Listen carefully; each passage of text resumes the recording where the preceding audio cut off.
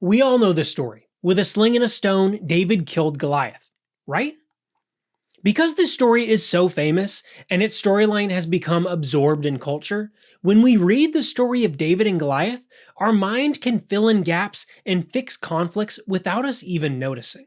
For example, how does David kill Goliath? A stone or a sword? The short answer is yes. Now let's briefly set aside the story that we think we know about David and Goliath and look again at 1 Samuel 17. What we have in 1 Samuel 16 through 18 is a combination of two different accounts that have been merged together. However, when they were joined, the scribes chose to preserve conflicting details from each tradition, presenting us with a series of repetitions and contradictions. These duplications across the chapters can be seen more clearly when the version of the story from the Hebrew text is compared with the Greek version of the Septuagint, which lacks 44% of the story of 1 Samuel 16 through 18. While it's possible that this difference occurred as a result of Greek translators either accidentally skipping over materials or intentionally omitting sections, for most scholars, the nature of the translation in the Septuagint version seems to indicate that this was not the case, as the translation is typically very literal, indicating that the Greek scribes followed their Hebrew text closely. Additionally, if the scribes were choosing to intentionally omit sections to clean up the story, they failed to eliminate key problems from the text, like Goliath's two deaths, which are present in both accounts of 1 Samuel 17. Instead, what most scholars think happened here was that the scribes chose not just to join together two accounts of the David and Goliath story, but to preserve conflicting details from these accounts in their new unified story. So let's look at the two deaths of Goliath in 1 Samuel 17. The first death occurs in verse 49. David put his hand in his bag, took out a stone, slung it, and struck the Philistine on his forehead. The stone sank into his forehead, and he fell face down on the ground. This is the famous death we know, the shepherd boy killing the giant with a stone, a classic folk hero. However, if you read this verse again, you'll notice the translation doesn't explicitly say Goliath died. So did he? The ambiguity comes in the phrase, he fell face down, which uses the Hebrew verb nafal. While this verb can simply mean to fall, as in to fall accidentally, it's often used to refer to death, or falling in battle.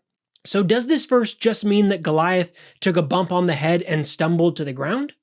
According to verse 50, which is a verse that's not present in the shorter Greek version, the answer is no, as it states that David prevailed over the Philistine with a sling and a stone, striking down the Philistine and killing him. There was no sword in David's hand. Did you know that? Another example of confusion surrounding the use of nafal can be seen in Genesis 14, in the battle of the 4 kings against 5. In verse 10, we read about the possible deaths of 2 of the kings of Sodom and Gomorrah.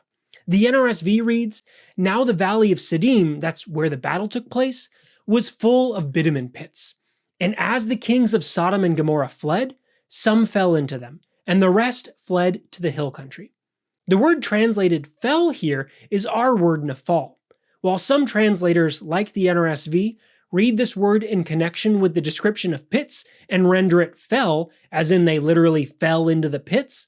The word could also be used here to describe their deaths, or falling in battle. As the word that follows the falling, translated as into them by the NRSV, could also be read as there, giving us instead they died there, a translation that sets up the activity of verse 11 that describes how all of the goods of the now dead kings are taken by their enemies quite well. Now you know that.